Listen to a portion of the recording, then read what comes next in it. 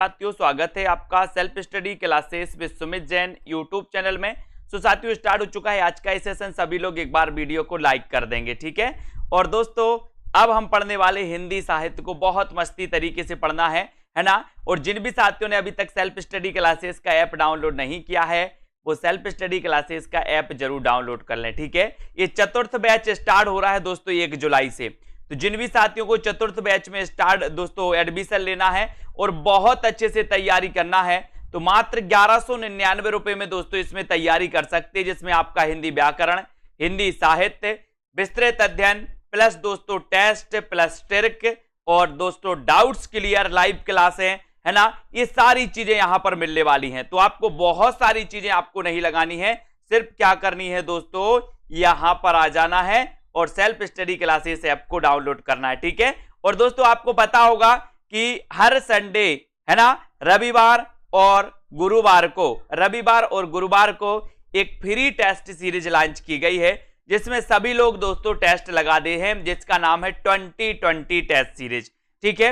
ये self study classes app पर बिल्कुल फ्री में होती है, ठीक है। तो बहुत बढ़िया। तो आप सेल्फ स्टडी क्लासेस ऐप को डाउनलोड करके इस 2020 टेस्ट सीरीज में भाग ले सकते हैं दोस्तों। और निचोड़ क्लासेस स्टार्ट होने वाली हैं पेड कोर्स में। 21 जून से निचोड़ क्लासेस स्टार्ट होने वाली हैं, यानी कि हिंदी साहित्य में क्या पूछा जाता है वो स्टार्ट होने वाला है, ठीक है। तो दोस्तों, आपको याद रखना है 1199 रुपए में इस कोर्स में एडमिशन लेकर के आप अध्ययन बहुत अच्छे से कर सकते हैं। सेल्फ स्टडी क्लासेस ऐप को डाउनलोड कर सकते हैं, लाइव क्लासें पढ़ सकते हैं, रिकॉर्डेड कोर्स से पढ़ सकते हैं, ठीक है। अब स्टार्ट करते हैं अपना आज का ये सेशन। जिन्होंने अभी तक दोस्तों ऐप डाउनलोड नहीं किया सेल्फ स्टडी क्लासेस का, वो ऐप जरूर डाउनलोड कर लें। आज का प्रश्न आपके सामने है, पृथ्वीराज रासो को आप किस वर्ग में रखेंगे? आपका पहला क्वेश्चन, राजनीतिक महाकाव्य से कहेंगे, इसे सांस्कृतिक महाकाव्य कहेंगे, श्रृंगार गाथा कहेंगे, या फिर दोस्तों वीर गाथात्मक काव्य कहेंगे, या वीर गाथा दोस्तों वर्ग में इस काव्य को रखेंगे, इस ग्रंथ को रखेंगे। तो 4 विकल्प हैं। आपको पता है, इतना लगभग सभी लोगों को पता है कि सर जो पृथ्वीराज रासो है, ये पृथ्वीराज रासो हिंदी का प्रथम महाकाव्य माना जाता है। सभी लोगों को पता है। इसके रचनाकार कौन है? चंद्रबरदाई माने जाते हैं पृथ्वीराज रासो के रचनाकार। ये सारे लोगों को पता है। अब आपको यहां पर जल्दी से उत्तर बताना, और आपने बिल्कुल सही आंसर बताया है कि सर पृथ्वीराज रासो को हम जो रखेंगे वो रखेंगे वीर गाथात्मक परक, जो तो वीर गाथा परक जो है ग्रंथों में रखेंगे। और आपका उत्तर जो डी नंबर है, डी नंबर वो बिल्कुल सही हो जाएगा। डी आपका राइट आंसर होगा। पृथ्वीराज रासो को हम वीर गाथात्मक ग्रंथ के रूप में दोस्तों रखेंगे, और आपका डी बिल्कुल सही हो जाता है, ठीक है। अगला क्वेश्चन देख लो। मैथिली हिंदी में रचित गद्य रचना का नाम बताना है। बताइए, मैथिली हिंदी में रचित रचना कौन सी है दोस्तों? वर्ण रत्नाकर, राउल बेल, प्राकृत पेंगलम, पदावली, या फिर इनमें से ए और बी? बताइए, फटाक से बताइए प्रश्न क्रमांक 2 का आंसर। मैथिली हिंदी में रचित गद्य रचना का नाम क्या है? नाम क्या है? फटाक से बताइए। बहुत बढ़िया, पूर्ति अग्रवाल जी। मैथिली हिंदी में रचित गद्य रचना का नाम आपको बताना है। आपका बिल्कुल सही आंसर आपने बताया है। बहुत सारे लोगों ने आंसर आ रहा है ना, उत्तर आ रहा है डी नंबर, ठीक है। तो वर्ण रत्नाकर आपको पता है दोस्तों, इसके रचनाकार कौन है? तो आपको पता है, बोले सर हमें वर्ण पढ़ना है काय में? ज्योति में। अच्छा, आप पढ़ाई करते हो तो अंधेरे में करते हो कि ज्योति में करते? बोले सर हम ज्योति में करते हैं। तो वर्ण हमें पढ़ना है काय में? ज्योति में। तो वर्ण रत्नाकर के रचनाकार कौन होंगे? ज्योतिरीश्वर ठाकुर, ठीक है। फिर बात आती है पदावली की। तो पदावली भी आपको याद रख लेना है। पदावली के जो रचनाकार हैं वो कौन है? विद्यापति, है ना। और पदावली भी दोस्तों ये काय में है? मैथिली में है। विद्यापति, पदावली। तो यहां पर ए और डी आपका बिल्कुल सही हो जाएगा, है ना, जो बहुत सारे लोगों ने बताई है। वर्ण रत्नाकर ज्योतिरीश्वर ठाकुर, पदावली विद्यापति, है ना। याद रख लेना, विद्यापति ने कुल मिला के 16 ग्रंथों की रचना की है दोस्तों, है ना। इनको आपको याद रख लेना। 2 इन्होंने अबहट्ट में लिखे थे दोस्तों, ठीक है, 2 इन्होंने अभट्ट में लिखे थे, और एक मैथिली की इनकी रचना है, कौन सी, पदावली, किसकी, विद्यापति की। ठीक है, सभी को पता है इन्हें क्या कहा जाता है, मैथिल कोकिल कहा जाता है ना, किसको, विद्यापति को। अगला क्वेश्चन आपकी स्क्रीन पर है, आदिकाल में चरित काव्य सर्वाधिक किस साहित्य में रचे गए। बहुत बढ़िया प्रश्न है, कई बार पूछा जाता है, सभी लोग बताइए, जल्दी से आपको बताना है, 3 का आंसर बताना है सभी लोग। आदिकाल में चरित काव्य सर्वाधिक किस साहित्य में रचे गए हैं। सुबह 9:30 बजे की क्लास प्रीमियर होती है दोस्तों, वो लाइव क्लास नहीं होती है ना, इसी प्रकार से लाइव क्लास अपनी होती है 9 बजे। ठीक है, आदिकाल में चरित काव्य सर्वाधिक किस साहित्य में रचे गए, 3 का उत्तर आपको बताना है। जैन साहित्य में, रासो साहित्य में, नाथ साहित्य या फिर सिद्ध साहित्य में, ये 3 का उत्तर आपको बताना है। 3 नंबर का उत्तर आपको बताना है, और बिल्कुल सही आंसर बताया है कि सर्वाधिक चरित साहित्य, जो चरित साहित्य, चरित्र काव्य लिखा गया, वो लिखा गया दोस्तों जैन साहित्य में। अब आपको बताना है कि वो कौन सा ऐसा जैन कवि है जिसकी रचना हिंदी की प्रथम रचना कहलाती है। दोस्तों बताइए, हिंदी की प्रथम रचना कहलाती है, वो ऐसा कौन सा जैन कवि है जिसके द्वारा रचित, जल्दी से बताइए, फटाफट से, फटाफट सभी लोग लिखेंगे। यहां पर एक गद्य नहीं है, ठीक है, तो जल्दी से बताएं फटाफट से। हाँ, वो बिल्कुल सही है, मैथिली में पूछना था, मैथिली में कौन कौन सी रचनाएं हैं, तो पदावली और वो हो जाएंगी। ठीक है, बिल्कुल। अब आदिकाल में चरित काव्य सर्वाधिक किस साहित्य में रचे गए, जल्दी से बताओ, किस साहित्य में रचे गए, जैन साहित्य में।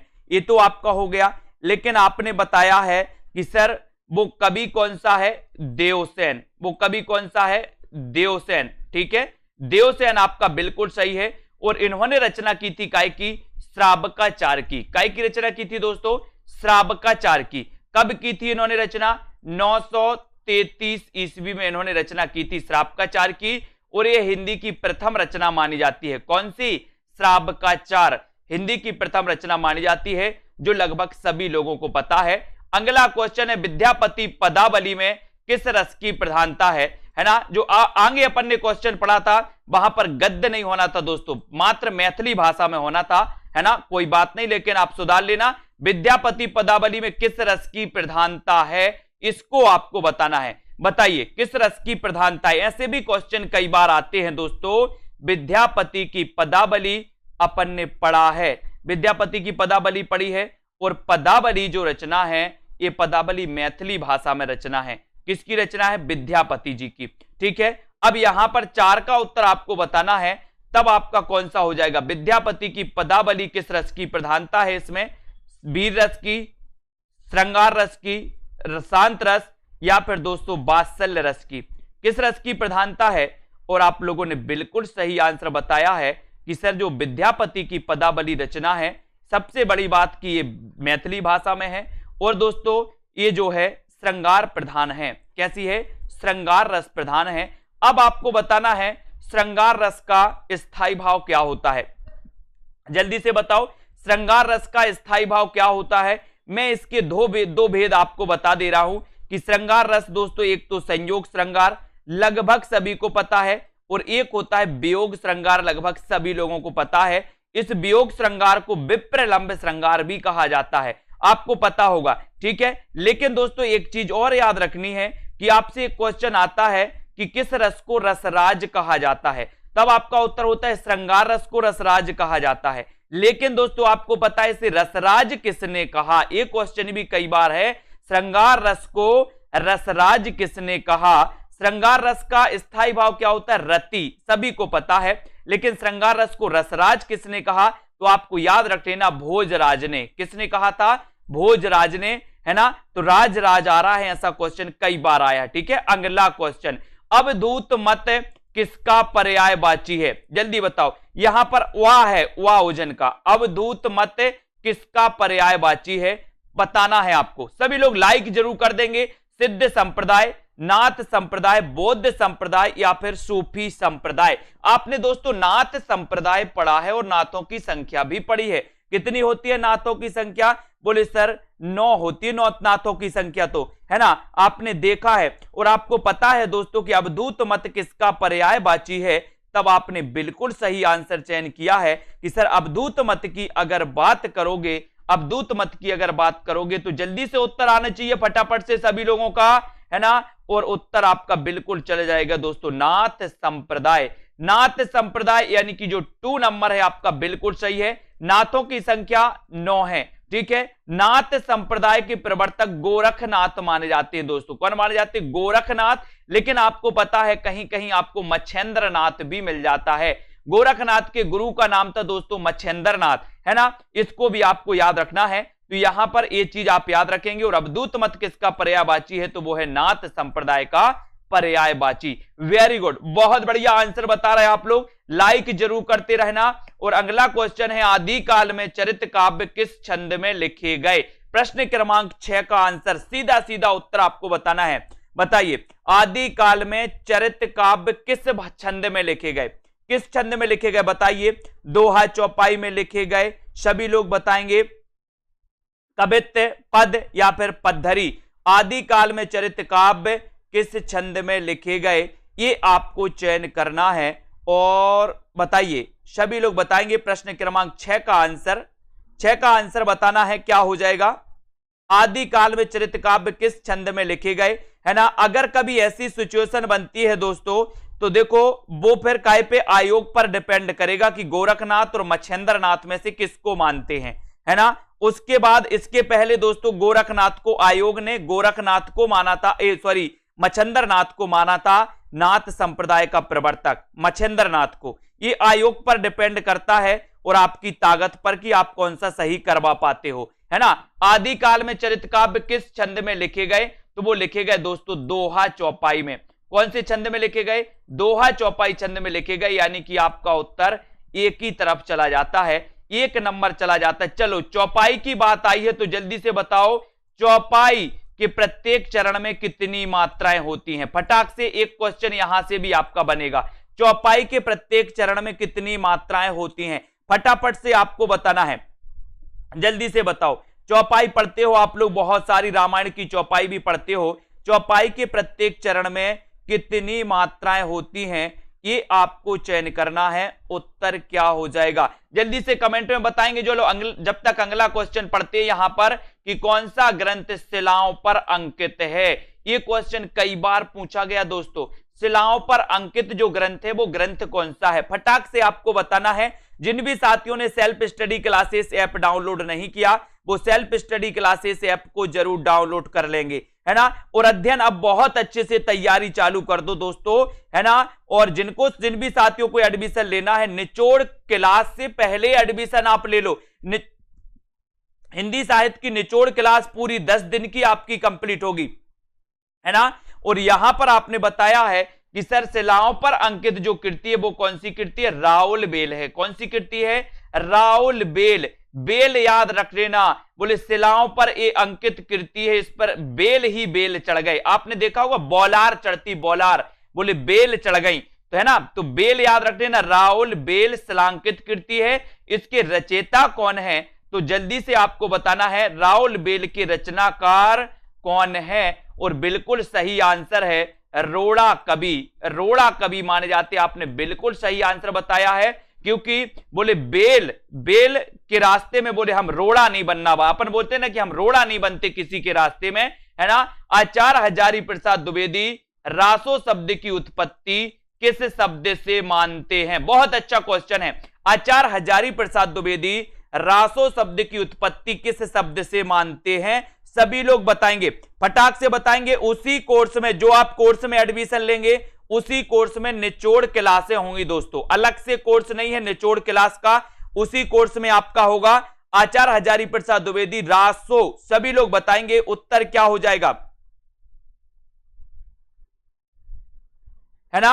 आचार्य हजारी प्रसाद द्विवेदी रासो शब्द की उत्पत्ति किस शब्द से मानते हैं? रसायन से मानते, रासक से मानते, रास से मानते या फिर रसिक से मानते, है ना। तो यहां पर मैंने बहुत अच्छे से आपको समझाया है दोस्तों और पढ़ाया है विस्तृत अध्ययन में कि यहां से क्वेश्चन पूछा ही जाता है कि आचार्य हजारी प्रसाद द्विवेदी की अगर बात करें तो इन्होंने रासो शब्द की उत्पत्ति जो मानी है वो मानी है रासक से। रासक से यानी कि आपका जो विकल्प नंबर बी है रासक, वो बिल्कुल सही हो जाएगा। रासक सभी लोगों ने बताया है, बहुत बढ़िया आंसर। यहां पर आ जाते अगले, श्रावकाचार का रचना काल क्या है?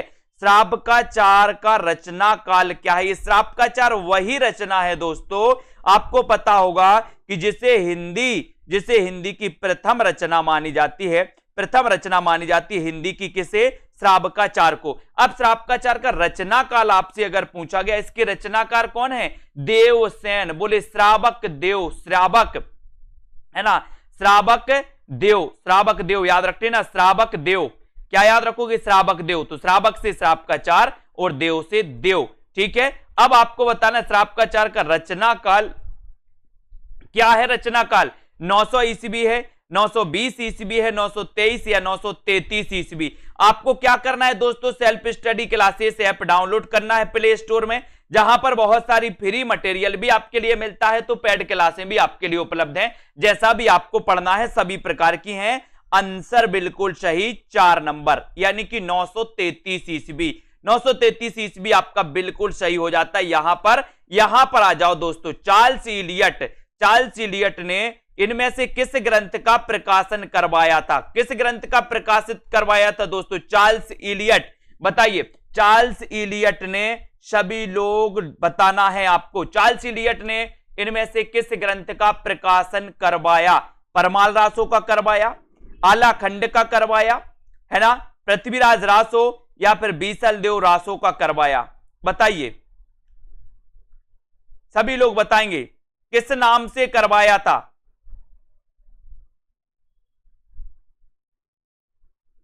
हां, ये सभी के लिए है। देखो, आप जूनियर की तैयारी कर रहे हैं तो आपको पता होनी चाहिए कि हम क्या पढ़ रहे हैं, है ना, और किस प्रकार से पढ़ रहे हैं, तो ये चीज आपको पता होनी चाहिए। ठीक है, अब आपको यहां पर चयन करना है कि चार्ल्स इलियट ने इनमें से किस ग्रंथ का प्रकाशन करवाया। ठीक है, तब आपका उत्तर हो जाएगा दोस्तों। सभी लोगों को पता है कि सर जिस नाम से इन्होंने ग्रंथ का प्रकाशन करवाया था वो ग्रंथ कौन सा था? वो ग्रंथ था दोस्तों, कौन सा था ग्रंथ? जल्दी से चयन कर लो एक बार। बहुत बढ़िया, है ना, बिल्कुल सही आंसर आया सभी लोगों का।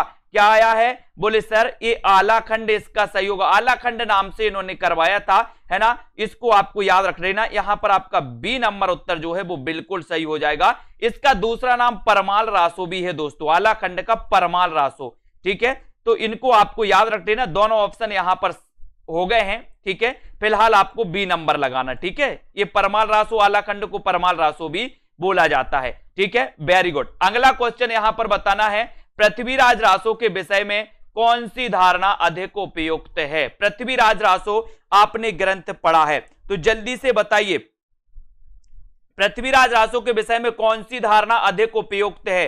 प्रामाणिक है, अप्रमाणिक है, अर्ध प्रमाणिक या जाली ग्रंथ? मैं बता रहा हूं बहुत सारे लोग तो इसी में कंफ्यूज होते हैं।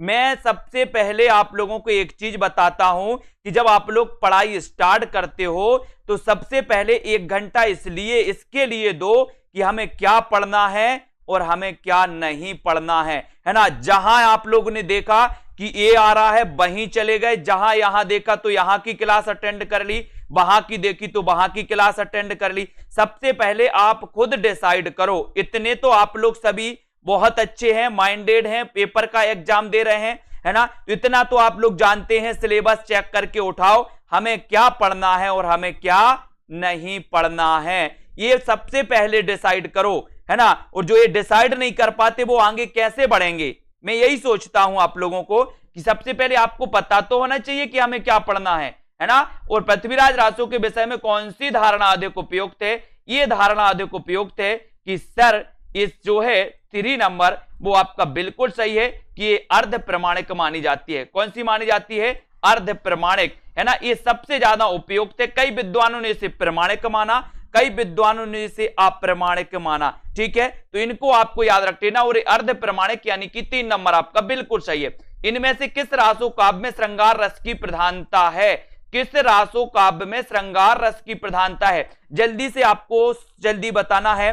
सभी लोग बताएंगे पृथ्वीराज रासो, है ना, या फिर दोस्तों परमाल रासो, बीसल देव रासो या फिर हमीर रासो, इनमें से किस रासो काव्य में श्रृंगार की प्रधानता है? श्रृंगार की प्रधानता किसमें है, ये आपको चयन करना। प्रश्न क्रमांक 12 का उत्तर आपको बताना है। बताइए किसमें है श्रृंगार की प्रधानता? जब भी लोग बताएं उत्तर आपका क्या हो जाएगा? श्रृंगार की प्रधानता आपको चयन करना है। और सभी लोगों को पता है कि सर अगर श्रृंगार की प्रधानता की बात करोगे तो वो उत्तर हो जाएगा बीसल देव रासो। कई बार बीसल देव रासो याद रख लेना दोस्तों।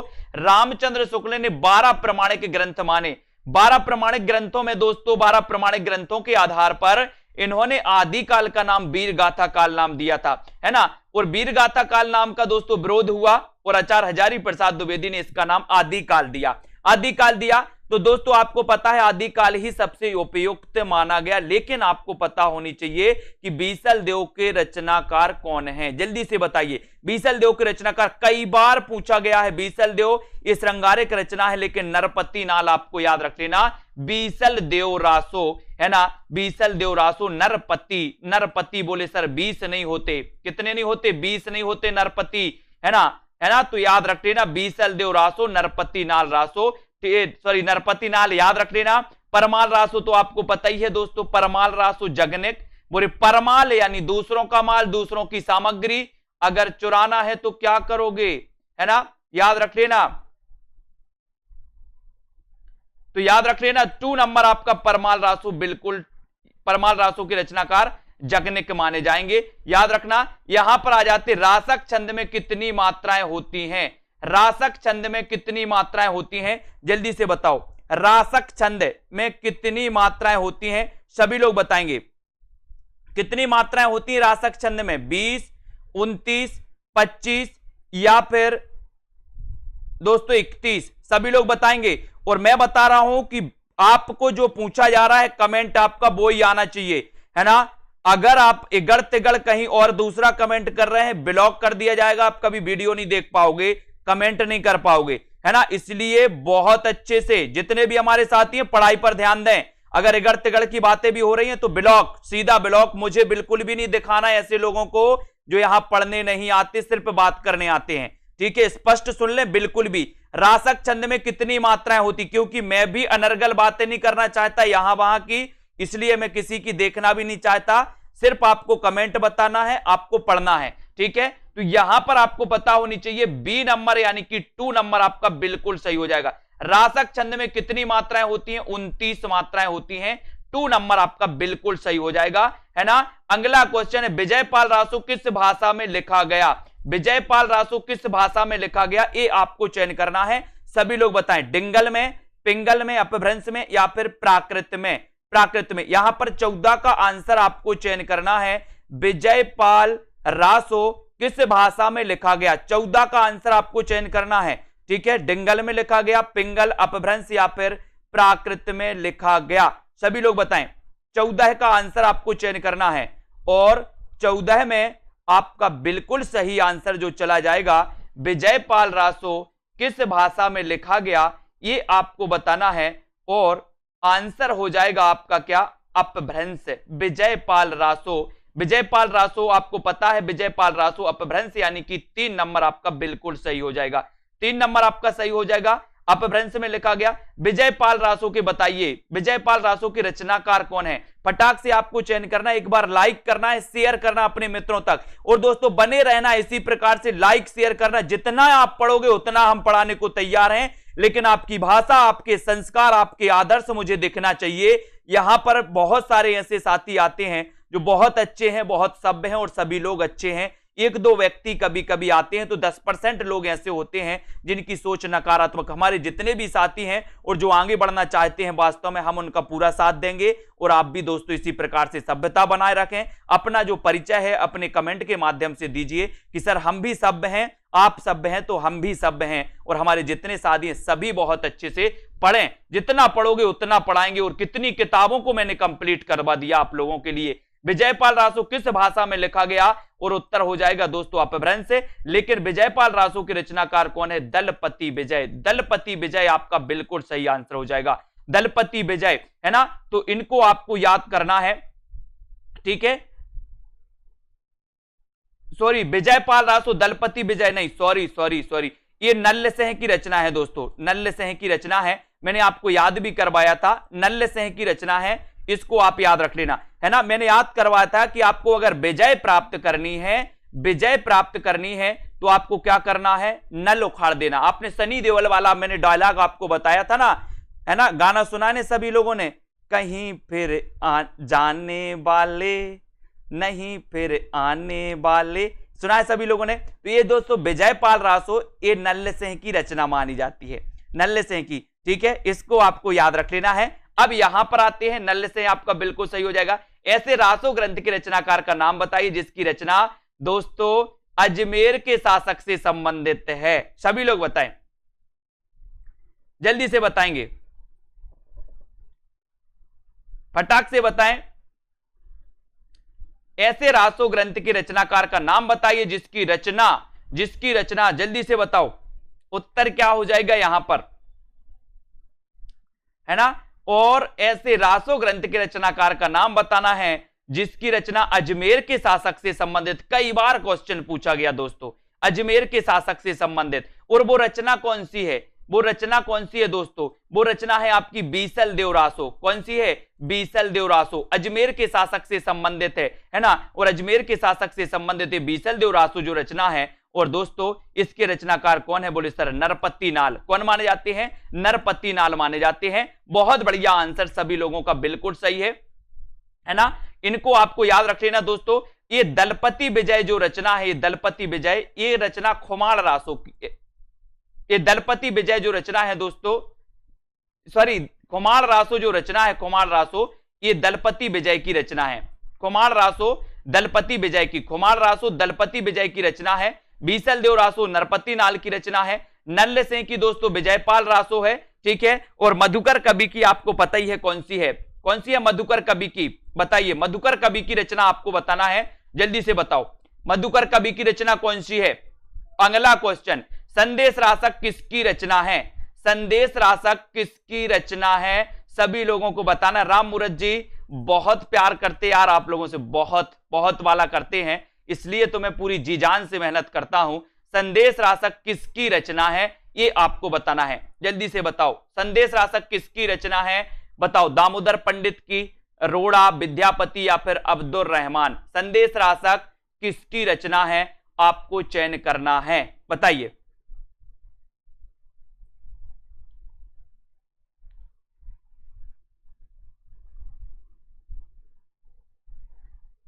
जय मयंक जस चंद्रिका ये किसकी रचना है, जय मयंक जस चंद्रिका, बताइए, जय मयंक जस चंद्रिका इसके रचनाकार कौन है। और संदेश रासक ये किसकी रचना है। तो आपसे अगर कभी संदेश रासक पूछा जाए दोस्तों, इसके बारे में अब हम चर्चा करेंगे, संदेश रासक के बारे में।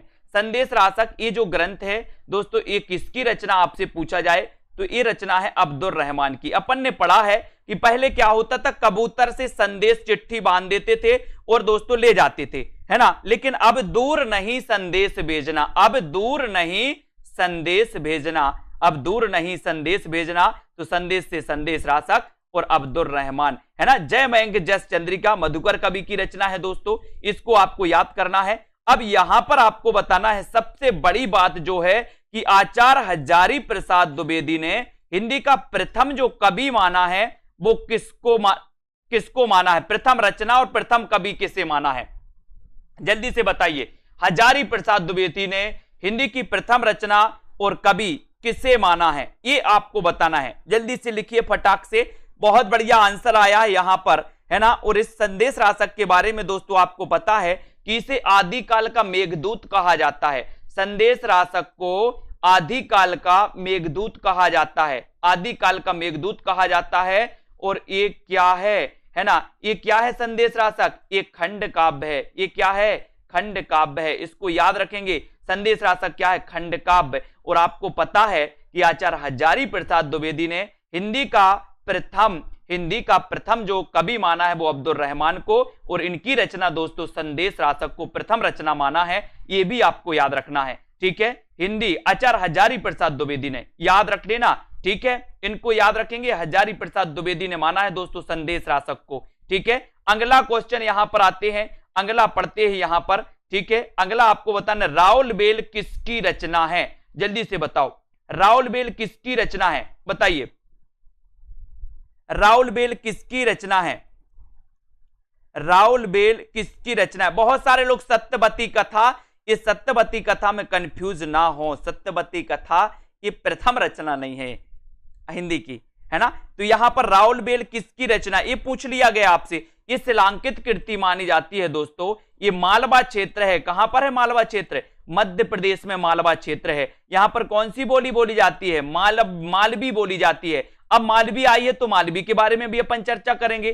फिलहाल राउल बेल आपको बताना है, शिलांकित कृति है राउल बेल। इसके रचनाकार आपको पता है? बोले सर रोड़ा कवि इसके रचनाकार हैं। बिल्कुल सही है, लेकिन अब आपको बताना है कि मालवी जो भाषा है ये किस दोस्तों आपको बताना है, किस भाषा से संबंधित है, ये आपको बताना है। किस बोली से संबंधित है, किस भाषा से संबंधित है? मालवी जो बोली है ये किस भाषा से संबंधित है? जल्दी बताओ, किसकी दोस्तों बोली मानी जाती है? बताओ मालवी, फटाक से आपको बताना है। मालवी की जब बात आई है, और मालवी दोस्तों मालवा में भी बोली जाती है। और मालवा कहां है? मध्य प्रदेश का जो इंदौर, उज्जैन, ये वाला जो क्षेत्र होता है दोस्तों, ये मालवा क्षेत्र कहलाता है ना। तो आपको याद रख लेना मालवा क्षेत्र। और यहां पर आपको पता होना चाहिए कि ये जो मालवी भाषा है ये राजस्थानी हिंदी, कौन सी? राजस्थानी हिंदी से संबंधित है। अब आपको कमेंट में राजस्थानी हिंदी से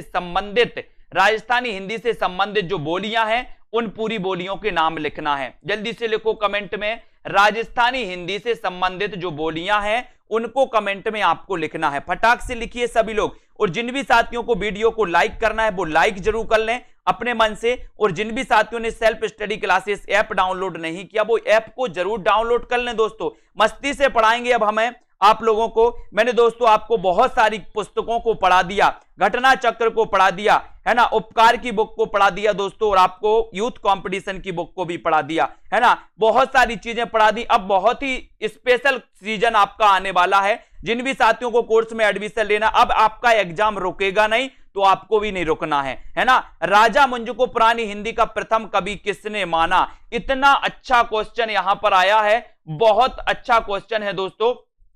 यहां पर आपको बताना है राजा मुंज को किसने माना है? किसने माना है? जल्दी से कमेंट आया बहुत सारे लोगों का। वेरी गुड, बहुत बढ़िया, है ना। बिल्कुल राइट आंसर आया है, मेवाती, मालवी, जयपुरी, है ना।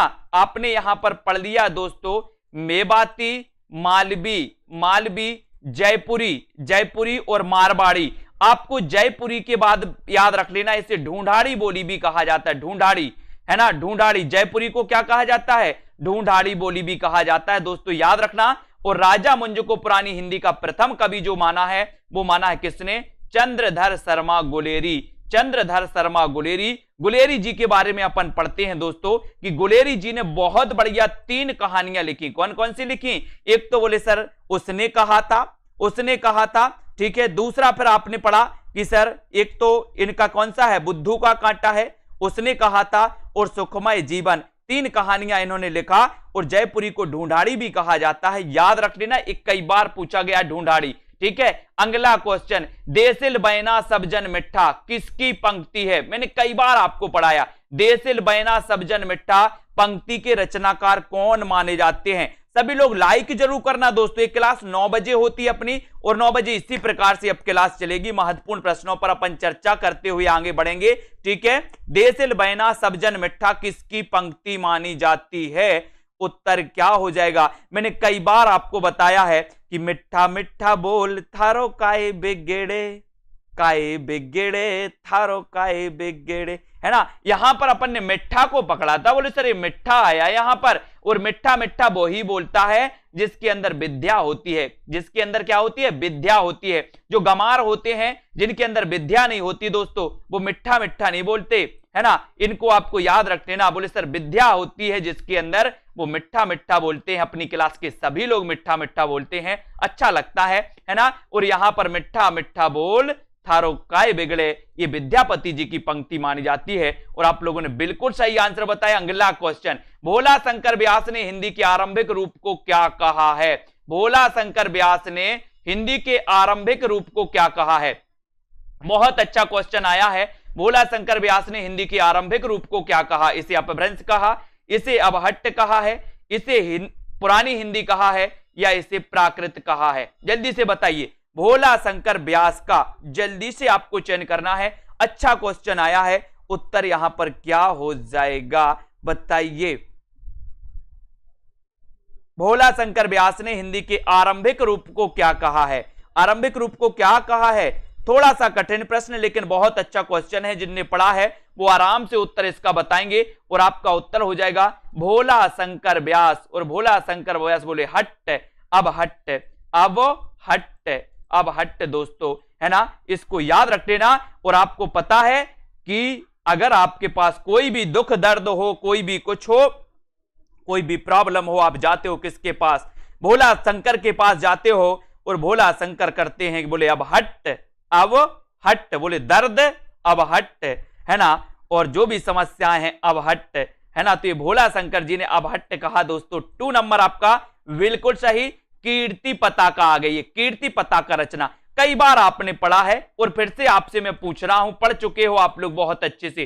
कीर्ति पताका किसकी रचना है? साथ ही इसकी दोस्तों भाषा भी आप लोग बता देना। आपको कई बार पढ़ना है इन रचनाओं को। पढ़ते पढ़ते ऐसा लगने लगे कि सर ये रचनाएं तो सारी रट गई हैं, तब दोस्तों, है ना, बहुत फिर भी पढ़ना है, पढ़ना नहीं छोड़ना। कीर्ति पताका किसकी रचना है? कीर्ति पताका आपको बताना है। मैं दोस्तों बहुत सारी रचनाएं मुझे याद हैं, लेकिन कभी कभी जब बीच में गैप लग जाता या पढ़ू ना तो रचनाओं में क्या हो जाता, डाउट्स, ये सही है कि गलत है। तो आपको अध्ययन जब क्रम निरंतर रहेगा तो उसमें वो हो जाता है ना? मैं भी बता रहा हूं, मुझे भी कभी कभी गड़बड़ लगने लगता है ना? इसलिए अध्ययन करना है निरंतर। अध्ययन अगर छूटा तो गड़बड़ हो जाता फिर, ठीक है? तो कीर्ति पताका के रचनाकार बोले सर कीर्ति पताका विद्यापति। कीर्ति पताका के रचनाकार कौन है? विद्यापति माने जाते हैं। इनको आपको याद रख लेना। कीर्ति पताका के रचनाकार विद्यापति, ठीक है? विद्यापति सभी को पता है, वेरी गुड, बहुत बढ़िया, है ना? आसगु कवि की रचना एक आपको बताना है। एक क्वेश्चन आपके लिए भी पूछ रहे हैं, जब से तो मैं ही पूछ रहा हूं अपने हिसाब से, लेकिन आसगु कवि की रचना कौन सी है? आपने कई बार पता है, बिना ऑप्शन के बताना है। आसगु या आसुग भी कहीं कहीं आपको लिखा मिल जाएगा, कंफ्यूज नहीं होना, वो आसगु ही है ना? बताइए इनकी कौन सी रचना है जो बहुत प्रसिद्ध है? कौन सी है बताइए? विद्यापति की कीर्ति पता, कीर्ति लता का इनकी भाषा अवहट्ट मानी जाती है दोस्तों। आसगु कवि की रचना आपको चयन करना है, जल्दी से बताइए आसगु कवि की रचना कौन सी है? और अधिकांश लोगों ने बताया है ना? अव्यक्त, कुमार जी, पूर्ति जी, बताइए तनु जी, चंदन वाला रास, बहुत बढ़िया आंसर बताया आप लोगों ने, है ना? बोले सर आज तो कुछ खाकर आए हैं। चंदन वाला रास आपका बिल्कुल सही हो जाएगा। चंदन वाला रास, चंदन वाला रास, है ना? बोले अपन यहां पर आस शब्द आया, जब आप मंदिर जाते हो तो आपकी चंदन की आस होती है कि कहीं पुजारी मुझे चंदन लगा देते। ऐसे ही होता ना, मंदिर जब जाते हो तो एक इच्छा होती है आपके अंदर कि मैं जब मंदिर आया हूं तो मुझे भी चंदन लगनी चाहिए, है ना? तो बोले चंदन की आस, चंदन की क्या आस, तो आस से आसगु और चंदन से चंदन वाला रास। इनको याद करते जाना है, आगे बढ़ते जाना है, लाइक करते जाना है। आचार्य किशोरीदास वाजपेयी ने अपभ्रंश को क्या कहा है? आचार्य किशोरीदास वाजपेयी, किशोरीदास वाजपेयी, इनके बारे में एक बहुत ही महत्वपूर्ण कथन है दोस्तों, जो कई बार क्वेश्चन पूछा गया। आचार्य किशोरीदास वाजपेयी ने अपभ्रंश को क्या कहा? अपभ्रंश को क्या कहा बताइए? किशोरीदास वाजपेयी ने अपभ्रंश को क्या क्या? हड़ाड़ा भाषा, प्राकृत, अवहट्ट या फिर देश भाषा? जल्दी से बताना है। मंजू यादव जी लाइव है ना?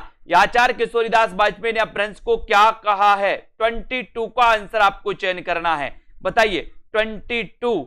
और 22 में आपका सही आंसर जो चला जाता है कि सर आचार्य किशोरीदास वाजपेयी ने अपभ्रंश को क्या कहा? अपभ्रंश को क्या कहा है? तो बोले सर ड़ा भाषा, ड़ा भाषा, यानी कि आपका जो 1 नंबर है वो बिल्कुल सही है। 1 नंबर आपका ड़ा भाषा सही हो जाता है। और किशोरीदास वाजपेयी के बारे में जो एक सबसे महत्वपूर्ण प्रश्न आता है वो कौन बता रहा है सबसे पहले? वो मैं देख रहा हूं, जल्दी से बताइए। किशोरीदास वाजपेयी, आचार्य किशोरीदास वाजपेयी, जल्दी से बताओ, है ना? जल्दी जल्दी बताना है। आचार्य किशोरी दास वाजपेयी का एक जो सबसे महत्वपूर्ण कथन, ये सबसे महत्वपूर्ण जो प्रश्न आता है वो कौन सा प्रश्न आता है? सभी को याद होनी चाहिए, प्रश्न तक याद होनी चाहिए, है ना। और जब प्रश्न याद हो जाते हैं तो बोले कोई भी एग्जाम पूछ ले, है ना। तो यहां पर आपका बिल्कुल सही आंसर, आचार्य किशोरीदास वाजपेयी ने अपभ्रंश को क्या कहा? कमेंट में लिखना है। कौन बता रहा है? कौन बता रहा है? आरव जी बताइए किशोरीदास वाजपेयी के बारे में। बहुत बढ़िया आंसर आया है ना। बहुत बढ़िया शैलेश जी, जया राजपूत, तनु जी, बहुत बढ़िया। इन्हें हिंदी का पाणिनि कहा जाता है दोस्तों, हिंदी का पाणिनि कहा जाता है, याद रख लेना। हिंदी का पाणिनि किसे कहा जाता है? बोले सर किशोरीदास वाजपेयी को, किशोरीदास वाजपेयी को कहा जाता है। इनको आपको याद रख लेना, है ना। और हिंदी व्याकरण का पाणिनि कहा जाता है दोस्तों, है ना। हिंदी व्याकरण का पाणिनि कहा जाता है कामता प्रसाद गुरु को, कामता प्रसाद गुरु को हिंदी व्याकरण का पाणिनि, और हिंदी का पाणिनि दोस्तों किशोरीदास वाजपेयी को। अगर कभी ऐसा दोस्तों आपकी सिचुएशन बन जाए कि कभी पेपर में ऐसा क्वेश्चन आ जाए कि हिंदी व्याकरण का पाणिनि किसे कहा जाता है, और आपके ऑप्शन में अगर कामता प्रसाद गुरु नहीं है तो आपको किशोरीदास वाजपेयी लगाया आना है, ठीक है। हिंदी व्याकरण का पाणिनि किसे कहा जाता है और ऑप्शन में कामता प्रसाद गुरु अगर नहीं है तो आपको संकोच नहीं करना, किशोरीदास वाजपेयी लगा के आ जाना है, ठीक है। बहुत बढ़िया। तो सभी लोगों ने इतने अच्छे से पढ़ा दोस्तों, मजा आ गया, और इसी प्रकार से क्लास अटेंड करते रहें। ये 2020 टेस्ट सीरीज जो आप लोगों की लॉन्च की गई है, बिल्कुल फ्री की गई है सेल्फ स्टडी क्लासेस ऐप पर। तो इसमें 2020 टेस्ट सीरीज में आप बिल्कुल फ्री में इसमें भाग ले सकते हैं। सप्ताह में 2 दिन ये टेस्ट सीरीज होती है, रविवार और गुरुवार को, ठीक है। और साथ ही जिन भी साथियों को पेड कोर्स में एडमिशन लेना है तो चतुर्थ बैच स्टार्ट होने वाला है। ऑलरेडी 3 बैच चल रहे हैं जो कि बिल्कुल फुलम फुल है ना। और चतुर्थ बैच स्टार्ट होने वाला है दोस्तों 1 जुलाई से। 1 जुलाई से जिनको भी चतुर्थ बैच में एडमिशन लेना है वो पढ़ सकते हैं। बहुत बढ़िया, बिल्कुल शुरुआत से पढ़ाया जाएगा। और उसके पहले 21 जून से एक निचोड़ क्लास स्टार्ट होने वाली है पेड वालों के लिए, और वो क्लास ऐसी स्टार्ट होने वाली है कि हिंदी में क्या क्या पूछा जाता है जिसका निचोड़ पूरा रहेगा, है ना। पूरा हिंदी साहित्य के इतिहास से लेकर के एकांकी तक पूरा दोस्तों निचोड़ क्वेश्चन आपको पढ़ाए जाएंगे। 1 लाइनर फैक्ट आपको बताए जाएंगे कि कौन कौन से क्वेश्चन आते हैं, आपको कितना पढ़ने की जरूरत है, और इन चीजों को रट मारिए, ठीक है। इस प्रकार से तो बहुत सारी चीजें आपको यहां पर मिलने वाली हैं, इनको छोड़ना नहीं है। और ये सबसे बड़ी बात तो दोस्तों कि सबसे अच्छा और सबसे सस्ता कोर्स आपको मिलने वाला। आपको 3-4 हजार 5 हजार कोर्स में फीस बिल्कुल भी नहीं देना, है ना। आपके लिए जब इतनी सारी सुविधाएं, जहां पर टेस्ट भी उपलब्ध हैं, जहां पर ट्रिकी वीडियो भी उपलब्ध है, जहां पर दोस्तों डाउट्स भी क्लियर किए जाते हैं, जहां पर आपके लिए रिकॉर्डेड कोर्स भी है। जिनको लाइव क्लास अटेंड नहीं कर पाते वो रिकॉर्डेड कोर्स से पढ़िए, जो रिकॉर्डेड कोर्स से नहीं पढ़ना, लाइव क्लास से पढ़ना तो लाइव क्लास से पढ़िए। सर्व सुविधा, है ना, ग्रुप डिस्कशन, एक एक चीज आपकी दोस्तों, है ना। तो जिन भी उदय यादव जी, महेश जी, निरूपम जी, महिमा, मनीषा जी, है ना, सबीना जी, याचना जी, और जिसको जैसा लगता है पढ़ाई करिए। और पढ़ाई को दोस्तों आप क्या नहीं समझिए कि कमजोर नहीं समझिए, पेपर कब होगा ये बिल्कुल भी ना समझिए, पेपर जल्दी ही होगा, है ना। तो इसको आपको याद रख लेना है ना। आकाश जी, प्रिया, शाम पंडित, अवनीता जी, रेखा जी, डॉली, फैक्ट क्रिएशन, सतीश जी, ठीक है। और यहां पर मीनू जी, लालदास जी, हिमानी जी, याचना, बीनू जी, मनीषा, अरुण जी, राम मूरत जी, साक्षी जी, आकाश जी, अरुण जी, प्रमिला जी, लता देवी जी, ज्योति सिंह जी, हरिओम जी, ठीक है, मेघा जी, सरोज जी, प्रदीप जी, मीनाक्षी, तनु जी, शर्मिला, लता जी, सुनील शाश्वत पांडे जी, अनिल कुमार जी, धन्यवाद सभी साथियों को। पढ़ते रहिए भाइयों, जहां भी आपको कंटेंट मिले, मैं बिल्कुल भी नहीं बोलता कि आप मेरे ही वीडियो देखें, जहां पर आपको अच्छा मटेरियल मिले बहुत अच्छे से पढ़िए सभी लोग, है ना। जहां जहां भी आपको मिले सब कुछ पढ़िए, मेरे यहां भी पढ़िए, जहां भी मिले, लेकिन पढ़िए आप लोग। मैं जितना सहयोग करने को बनेगा मैं आप लोगों का सहयोग करूंगा पूरा। जिनको कोर्स में एडमिशन लेना वो कोर्स में एडमिशन लेकर के अध्ययन करें, वीडियो को लाइक करें, और दोस्तों इसी प्रकार से अध्ययन करते रहे। मैं हमेशा आप लोगों के साथ हूं, ठीक है। और अध्ययन करते रहे मंजू जी, देवांशी जी, ठीक है। आज के इस वीडियो के लिए साथियों इतना ही, है ना। जितना मैं आप लोगों के लिए कर पाऊंगा उतना करने के लिए मैं भी अपने आप को धन्य समझूंगा कि मैंने आप लोगों के लिए कुछ तो किया है। आपकी सफलता के लिए मैंने भी तो कुछ किया है। आप लोग भी मुझे याद करेंगे कि सर ने मुझे कुछ तो सिखाया था, कुछ तो पढ़ाया था, ठीक है, पढ़ते रहिए, मेरा उद्देश्य यही है कि आप लोग पढ़ें। ठीक है, बहुत बढ़िया, जय हिंद।